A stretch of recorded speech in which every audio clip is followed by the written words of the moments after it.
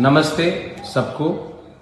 मैंने अपना वोट डाल दिया है और मैं आप सबको, हमारे सब जो मथा के वोटर्स हैं, वॉरियर्स हैं, मैं सबको एक बहुत बहुत इम्पोर्टेंट मैसेज देना चाह रहा हूँ। काइंडली ये जो मेरा संदेश है, ये जो मेरा मैसेज है हमारे वोटर्स को, कहीं में भी हो त्रिपुरा में, आपको ये बहुत इम्पोर्टेंट मैसेज है। प्लीज़ मेरा मैसेज ध्यान से सुनिए।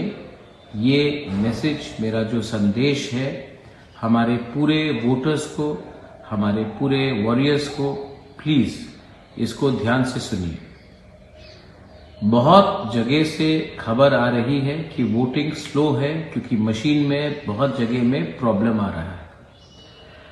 मैं डरता हूं कि अगर हमारे लोग वापस चले गए अपने घर में और उन्होंने वोट नहीं किया तो बाद में आपको फिर से चांस नहीं मिलेगा।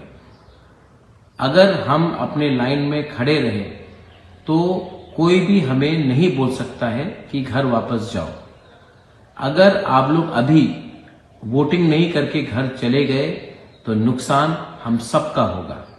सो प्लीज मैं आप सबको विनती करता हूं, आप लाइन में खड़े रहिए। मेरे तिपरा मथा के वॉरियर्स जिन्होंने पहले से वोट किया है, प्लीज जाकर जो लोग लाइन में खड़े हैं उनको पानी दीजिए, थोड़ा सा जूस दीजिए, थोड़ा सा बिस्किट दीजिए, लेकिन आपको अपना वोट 100% करना पड़ेगा। अगर आपने आज वोट नहीं किया और आप वापस घर चले गए तो शायद आपको चांस नहीं मिलेगा वोट करने के लिए। और बहुत लोग चाहते हैं कि तिपरा मथा का वोटर्स, वॉरियर्स थक के घर चले जाए और तिपरा मथा को वोटिंग नहीं करें। मैं जानता हूं कि ये किसी का प्लानिंग भी हो सकता है। इसी के लिए बुबागरा आप सबको रिक्वेस्ट कर रहा है कि आप लाइन में खड़े रहिए, घर वापस मत जाइए, पहले जाकर वोट कीजिए।